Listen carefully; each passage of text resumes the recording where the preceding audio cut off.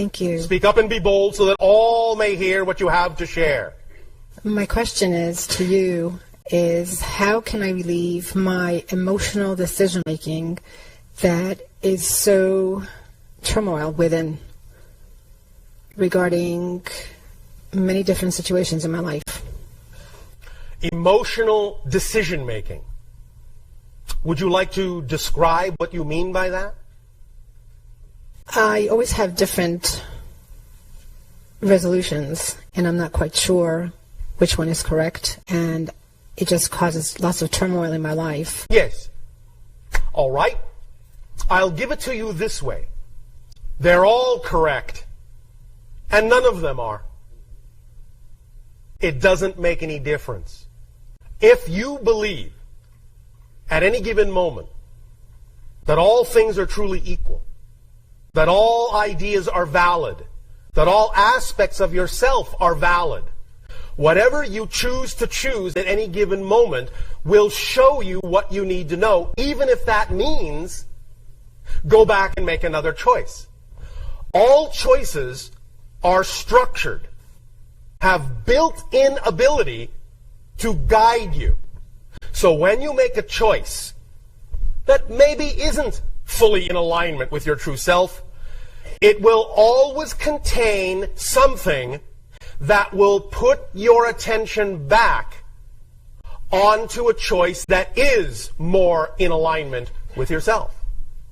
Do you follow me? I do. Does that make sense to you? It makes sense, but it physically depletes me of energies when I do that. All right. No. If it depletes you, then you're not doing that. If it depletes you, you're fighting yourself. You're resisting your natural self. Can you give one specific example where this kind of emotional decision-making took place? And perhaps we can work with the specifics more in a way that will allow you a more specific application and understanding of this. Can you provide an example? I certainly can. Please do. A decision of where I should reside. Where you should reside. All right. One portion of my family or another portion of my family. All right. Now, are you saying that neither stands out as having more excitement than another? Correct. All right. Then it doesn't matter which way you go. Do you have equal ability to act on both? Yes. All right. Then it doesn't matter which way you go. Does it? What are in your mind the consequences? Here's the key. What in your mind are the consequences of choosing one over the other? Probably none. Probably none? Well, there's always some consequence. You mean no negative ones? Well, I miss being with the ones that I elect not to be with. But can you not be with them some other time? I could. Well, then you could actually, in some ways, figure out a way to do both, yes? Yes. Where's the dilemma? It doesn't exist. Then why are you tiring yourself out with the belief that it does? Because that's what's tiring you out. Your belief that there is a conflict. It isn't the decision-making, it's your belief that there's a conflict in the making of the decision. That's what's tiring you out. Make sense? If there is no conflict in the making of the decision, you won't get tired. You will make a choice, and you will understand that it's this and that. It doesn't have to be this or that.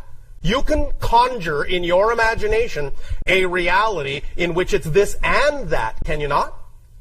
I can, however, sometimes I have a fear in making a decision. This is why I asked you, what do you think are the consequences of making a choice? What's the fear that comes up of making a decision? Fear of what? I don't know. Yes, you do. Fear of what? What's the consequence you imagine might happen? I'll put it to you in another way.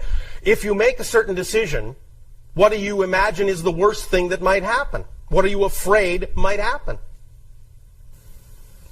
That I won't be there for myself or for others? Are you guessing? Yes. Well, does that feel real to you? Do you know that you will always be there in perfect timing when you need to be if you trust that you will be? I suppose not. Well, why not? Do you not believe that's possible? I don't think I have total control. Do you think you have to? See, this is the physical mind tiring itself out, thinking it needs to control everything. You don't need to. It's already under control. The higher mind has got it all taken care of. Higher mind says, don't worry, the timing is perfect. All you have to do, Miss Physical Mind, is just follow your passion. Leave the rest to me.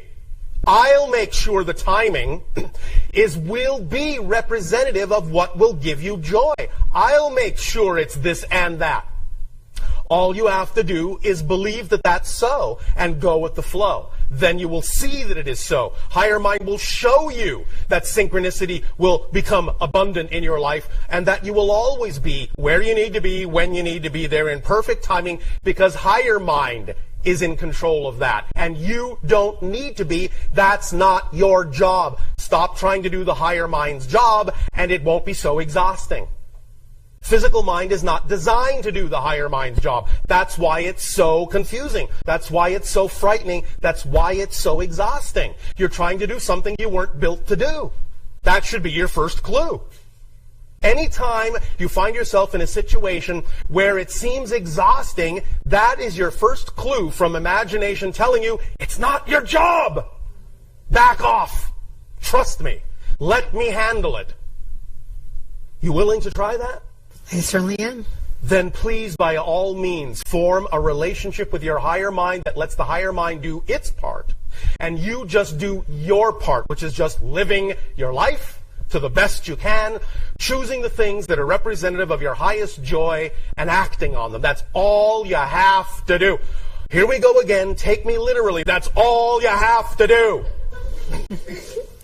That is in the first paragraph of the first clause of everybody's contract, of everybody's soul agreement.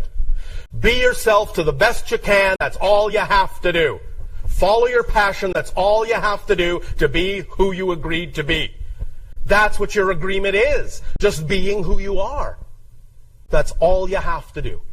Leave the rest to your higher mind in terms of figuring out how things are going to work. When you choose something that excites you, let the higher mind figure out how that will be all inclusive of all the things that are representative of your joy. Because if it is really representative of your joy, nothing will be left out.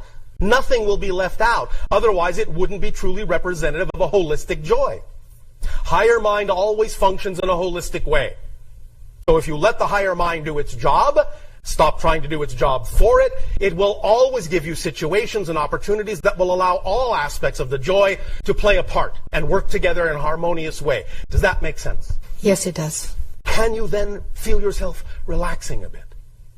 A lot. Thank you. Take a deep breath in and let it go. Repeat after me. Knowing how is not my job. Is not my job. Thank you. Thank you very much. You are welcome.